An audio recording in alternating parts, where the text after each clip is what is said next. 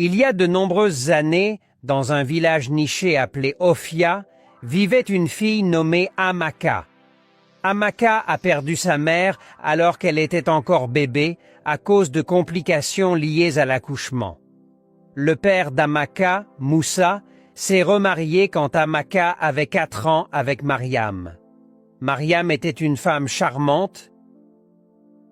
Amaka était très heureuse d'avoir une petite sœur et voulait être tout ce qu'une grande sœur pourrait être, mais Mariam l'empêchait de s'approcher de sa fille et lui rappelait constamment qu'elle n'avait pas de mère. Amaka pleurait et le rapportait à son père Moussa, qui ne pouvait pas faire grand-chose parce que Mariam avait pris le dessus sur lui. Les années passèrent. Les filles grandirent pour devenir de belles jeunes femmes, et leur tête aussi, même en double mesure. Mariam veillait à ce qu'Amaka fasse toutes les corvées, y compris aller à la ferme pour chercher du bois de chauffage, au ruisseau pour chercher de l'eau avec peu de nourriture, tandis qu'Awa restait à la maison à ne rien faire, profitant de toutes les friandises disponibles. Moussa regrettait de s'être remarié. Il a rapidement développé une hypertension artérielle qui a finalement causé sa mort en raison des soucis constants. Amaka était laissée seule dans le monde froid en tant qu'orpheline et était traitée très mal par Mariam et Hawa. Le prince d'Ophia était parti du village depuis l'âge de 6 ans pour ses études primaires, secondaires et tertiaires à l'étranger. C'était le moment pour lui de rentrer chez lui, car la coutume d'Ophia est de choisir une épouse. Le secrétaire de confiance du roi, Issa, fut chargé de choisir 6 belles jeunes filles qui seraient au palais lors du retour du roi après une période de 2 mois. Issa choisit Hawa, Amaka et 4 autres belles jeunes filles du village. Elles commencèrent toutes à se préparer pour être belles. Qui sait, le prince pourrait décider de se marier avec l'une d'elles et en faire la future reine d'Ophia. Mariam décida de soigner la peau d'Hawa pour qu'elle devienne aussi éclatante qu'un miroir. Elle acheta différents produits de soins de la peau et veilla à ne pas manquer aucune de ses routines. La peau d'Hawa devint aussi fraîche que du lait, une peau que l'on pourrait facilement décrire comme éclatante.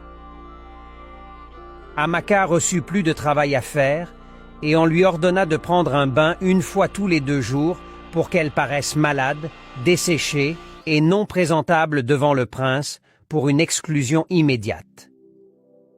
L'une des villageoises nommée Salima remarqua ce que faisaient Mariam et Hawa à Amaka.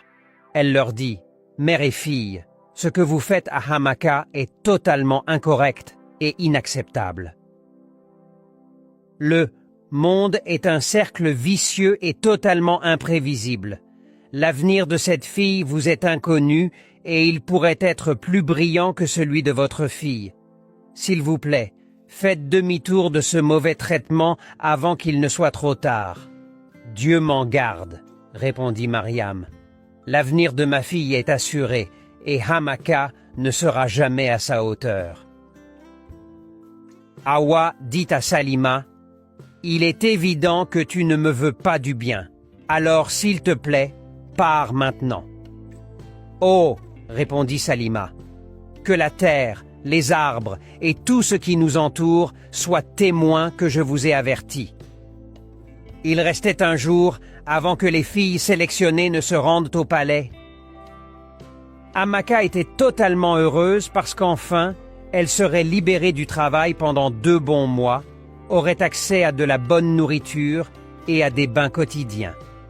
Confinée dans les murs de sa chambre, elle fit une petite prière et dit, avec des larmes coulant sur ses joues, « Seigneur, je confie ceux qui sont enceintes entre tes mains, qu'elles ne meurent pas en laissant leurs enfants dans ce monde froid, garde-les en vie pour élever leurs enfants, et que leurs enfants ne finissent pas comme moi, Amaka, qui travaille du matin au soir sans nourriture et ne prend un bain qu'1 fois tous les 2 jours. Pas de bons vêtements, pas de bonnes chaussures, pas d'amis, pas de père, pas de mère, juste moi. » Elle s'arrêta et pleura longtemps. Puis elle conclut sa prière par « Que ta volonté pour ma vie soit faite alors que je déménage au palais demain. » Le jour arriva. Hawa avait rangé tous ses beaux vêtements, bijoux et produits de soins dans sa boîte, tandis qu'Amaka n'avait ni boîte ni bons vêtements à emporter.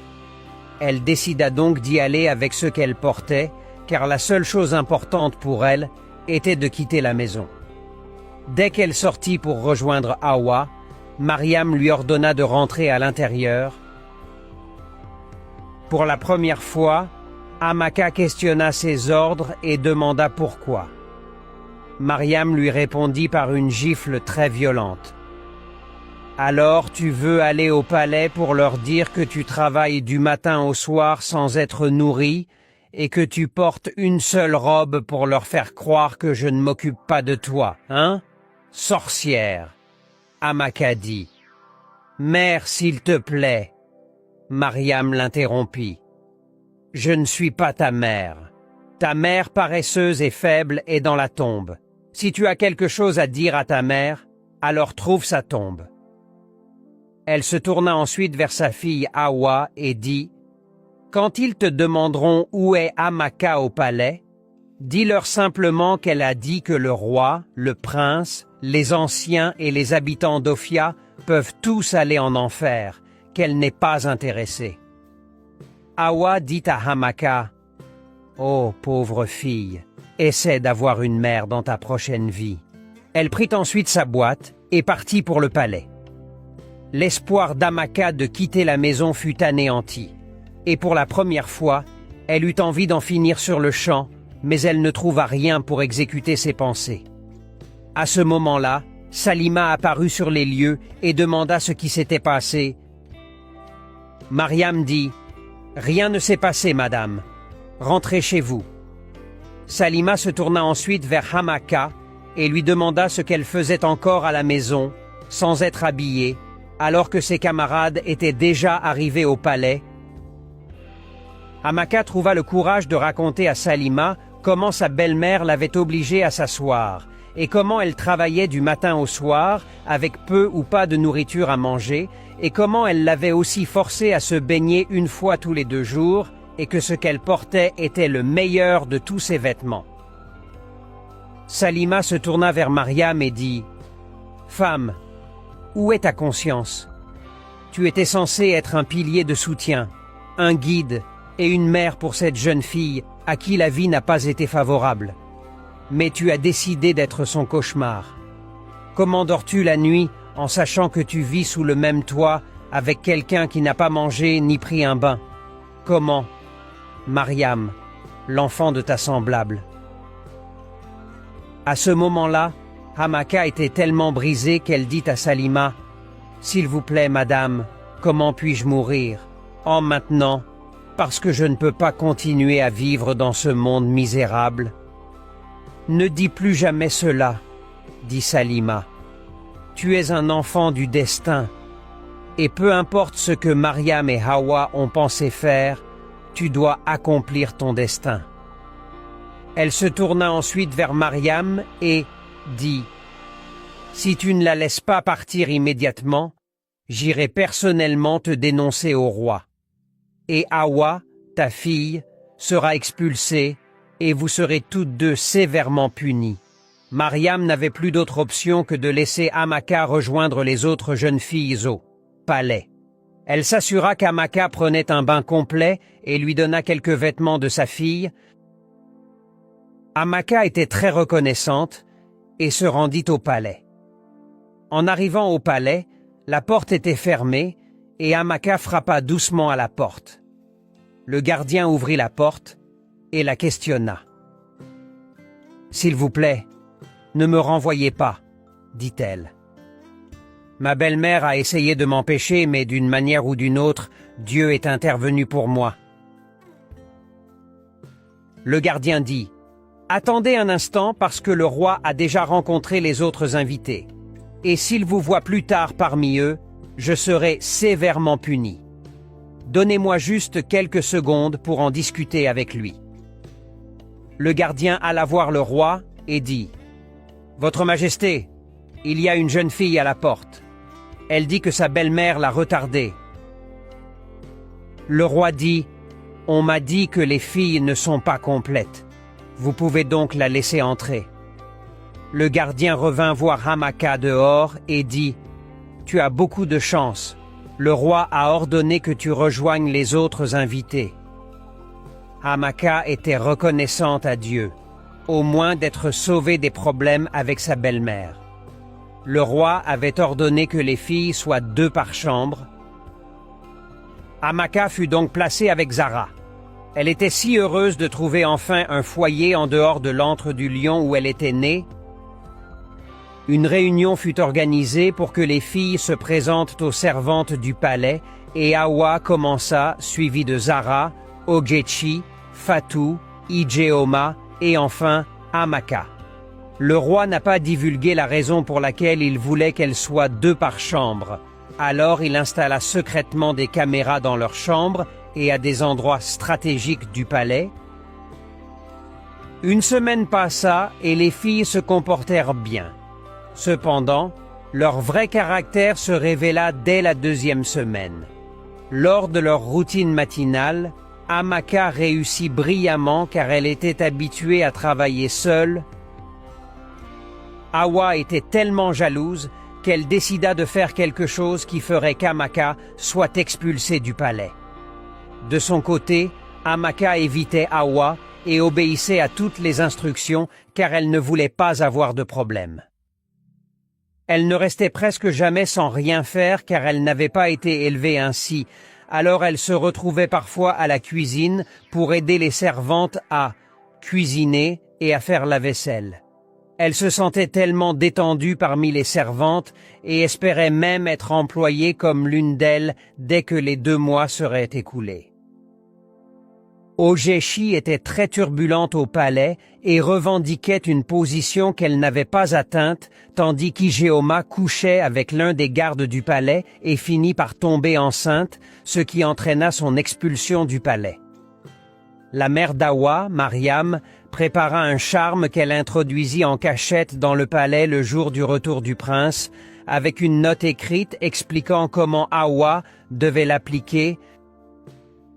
Hawa le frotta sur sa langue le lendemain matin, entra et salua le prince dans sa chambre, et immédiatement elle dit « Bonjour mon prince ». Le prince fut envoûté et perdit tout sens de la décence. Le même charme fit que toutes les jeunes filles commencèrent à se comporter bizarrement, sauf Hamaka, qui n'était en compétition avec personne. Hawa était tellement heureuse que le charme ait fonctionné et commença automatiquement à se comporter comme la reine d'Ophia, donnant des ordres à tout le monde avec le soutien total du prince. Hamaka et le chef des gardes du palais devinrent si proches qu'elle lui raconta l'histoire de sa vie. Elle voyait comment les autres jeunes filles se comportaient et comment tout était devenu une compétition de guerre. Et elle discuta avec le chef des gardes du palais de son désir de rencontrer le roi pour lui dire qu'elle souhaitait se retirer volontairement et aussi demander à être employée comme servante au palais. Le chef des gardes dit « S'il te plaît, ne pars pas. Tu es une si bonne fille, une belle jeune fille bien élevée.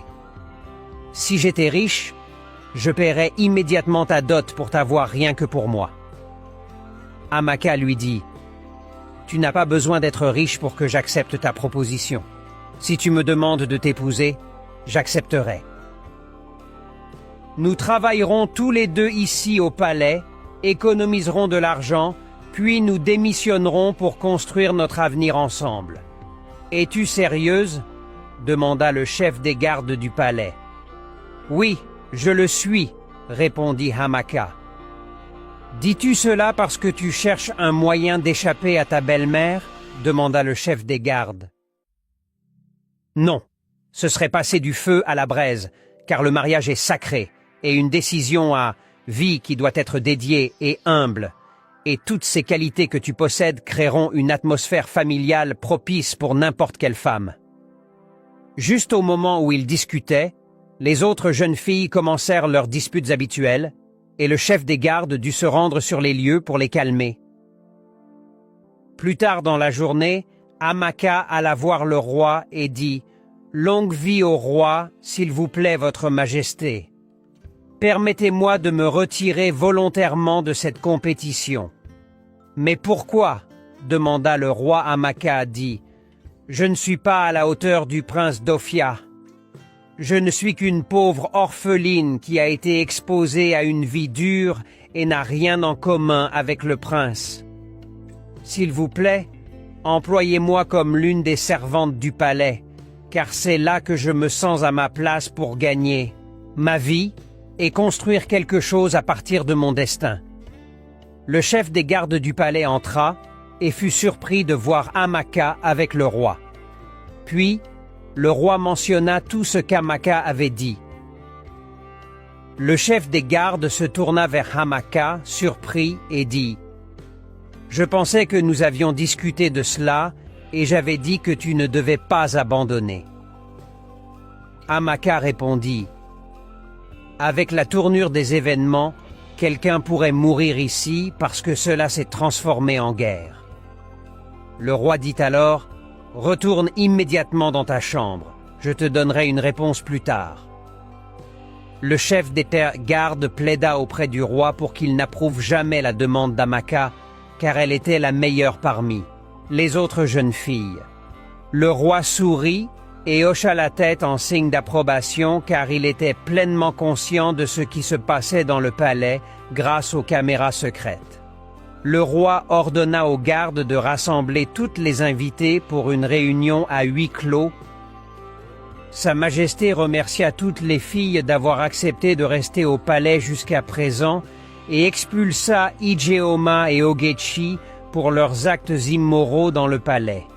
Elles nièrent, mais le roi leur donna les dates et les heures où cela s'était passé et dit « Vous ne pouvez pas devenir la future reine avec une telle attitude, car vous apporteriez la honte à la maison royale. » Elles furent accompagnées hors du palais par les gardes du palais, donc Awa, Amaka, Zara et Fatou furent invités à retourner dans leur chambre.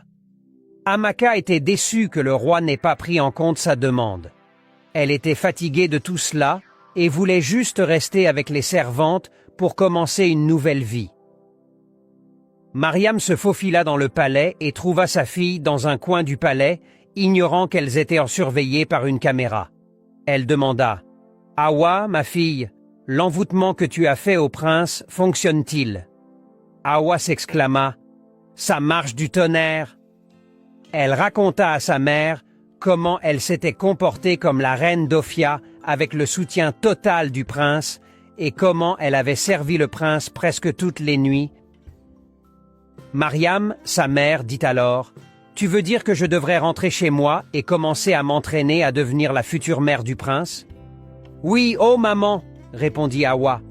Elles rirent et Awa dit « Cette fille, Amaka, vivra un enfer sur terre car elle sera ma servante personnelle quand je deviendrai enfin la reine. » Mariam dit « Un piège tendu est un piège tendu. Et quand je deviendrai belle-mère royale, cette Salima recevra une leçon que dans sa prochaine vie, elle apprendra à se mêler de ses affaires. » Awa dit à sa mère de quitter immédiatement le palais avant que quelqu'un n'écoute leur conversation. Le prince, qui avait été envoûté, commença à annoncer qu'il avait fait son choix et qu'Awa était celle que son cœur désirait et la seule qui le faisait vibrer. Amaka ne pouvait plus attendre le dernier jour. Elle eut l'idée de demander au chef des gardes de lui permettre de cuisiner pour les jours restants qu'elle passerait là-bas. Elle espérait que le roi considérerait automatiquement sa demande. Quand il mangerait son repas, le chef des gardes, qui ne connaissait pas les intentions d'Amaka, n'hésita pas à exaucer son souhait. Le roi et le prince ne purent nier que les repas servis au palais avaient un goût différent avec tout en modération. Le roi demanda si un nouveau cuisinier avait été embauché sans son approbation. Le chef des gardes répondit « Non, votre majesté. Amaka a été celle qui a cuisiné et aussi l'esprit derrière certaines des petites décorations du palais. Le roi était impressionné et était assuré à 100% qu'Amaka était la reine idéale pour le prince. Il demanda au prince ce qu'il pensait d'Amaka, et le prince répondit « Amaka n'est pas mon genre de femme. J'ai déjà fait mon choix et c'est final. » Hawa n'était pas à l'aise. Avec les 3 jeunes filles restantes, Zara, Amaka et Fatou, elle pensa donc à faire quelque chose de radical pour les faire expulser avant la fin de la compétition afin d'être déclarée automatiquement gagnante. Elle chercha à se battre, mais Zara et Fatou étaient à si sages qu'elles l'évitèrent complètement. Mais Fatou tomba dans le piège et le prince devint si furieux qu'il dit « Tu as osé te battre avec ma femme, hein? Qui t'a donné cette audace ?» Et il ordonna aux gardes de la jeter hors du palais. Hawa était tellement heureuse de mener la compétition et il restait 2 jours avant la fin du séjour au palais. Amaka retourna voir le chef des gardes et dit « Je tiens sincèrement à te remercier d'être un ami. » Le chef des gardes apprécia aussi qu'elle soit une bonne fille. Amaka demanda ensuite « Peux-tu me rendre un service ?»« Pourquoi pas ?»« À quoi servent les amis ?» répondit le chef des gardes. Amaka continua « S'il te plaît, aide-moi encore à relater au roi mon souhait d'être employée comme l'une des servantes du palais. Il nous reste 2 jours et sincèrement, je ne veux pas retourner chez moi, car ma belle-mère me tuera cette fois-ci. Je préfère rester ici, même si Hawa est couronnée future reine d'Ophia, parce qu'il y aura une limite à ce que je pourrai subir. S'il te plaît, fais cela pour moi. Je t'en prie. » Le chef des gardes dit « Essuie tes larmes, mon ami. Je ferai tout mon possible pour t'assurer ce travail. Je ne veux pas non plus te manquer, et je ne serais pas tranquille si tu retournais, sachant que ta maison paternelle n'est pas un endroit sûr pour toi, et ce que tu as enduré entre les mains de cette femme méchante jusque-là. Merci beaucoup. Je promets de ne pas te décevoir quand je serai enfin employé, dit Amaka, et retourna dans sa chambre. Le pain jour arriva, et tous les villageois étaient rassemblés au palais pour assister à la cérémonie de sélection de la future reine d'Ophia. Zara et Hawa étaient magnifiques dans leurs somptueuses robes de princesse. Mais Amaka portait une simple jupe et un haut que Salima lui avait donné, attendant juste de commencer après la cérémonie. C'était ce qui importait le plus pour elle. Le roi s'adressa à son peuple et dit « Nous savons tous que 6 filles ont été sélectionnées par Issa, le secrétaire du palais. 3 ont été expulsées et ces 3 sont arrivées en finale. Bien que le prince ait fait son choix. Mais comme la coutume du village d'Ophia l'exige, le prince doit le déclarer en présence de tous les villageois. » Et tous les villageois répondirent « C'est vrai, votre majesté. » Le roi continua. « Comme nous le savons tous, le prince d'Ophia a été envoyé à l'étranger alors qu'il n'avait que 6 ans après la mort de ma femme. Et je sais que depuis son retour au palais, la plupart d'entre vous ne l'ont pas vu. Et je sais aussi que la plupart d'entre vous ne peuvent même pas le reconnaître s'ils le croisent en chemin. Alors, mon peuple, permettez-moi de vous présenter le prince d'Ophia. » Les villageois commencèrent à applaudir et il dit « Voici Ekeni, le prince de cette terre. » Tout le monde fut choqué de voir le chef des gardes du palais. Hawa s'évanouit et sa mère resta sans voix.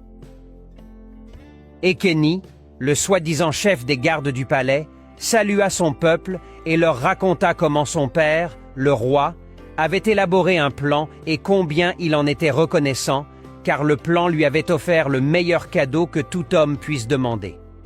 Le prince Ekeni dit alors « Mon peuple, la future reine de cette terre n'est autre qu'Amaka. » Amaka ne pouvait pas croire ce qui se passait, alors elle resta là sans bouger. Elle était juste sans voix. Et soudain, des larmes coulèrent de ses yeux. Le prince Ekeni alla à sa rencontre, essuya ses larmes et ordonna aux gardes d'apporter la robe royale qu'il avait fait confectionner pour elle. Cela restait un rêve pour Amaka, car elle ne croyait pas que le Seigneur serait si prompt à intervenir. Elle porta la robe et était ravissante. Mariam et Hawa, honteuses et incapables d'assister à la scène d'Amaka couronnée future reine d'Ophia, durent quitter le palais en courant. Des mois passèrent, et Hawa découvrit qu'elle était enceinte du soi-disant prince qu'elle avait rencontré au palais. Pour découvrir ensuite que le roi l'avait embauché quelque part et l'avait payé, elle porta la grossesse à terme et devint mère célibataire. Si vous avez aimé cette histoire, abonnez-vous et laissez un petit commentaire chaleureux pour m'encourager. Dites-moi également dans les commentaires depuis quel pays vous avez suivi cette vidéo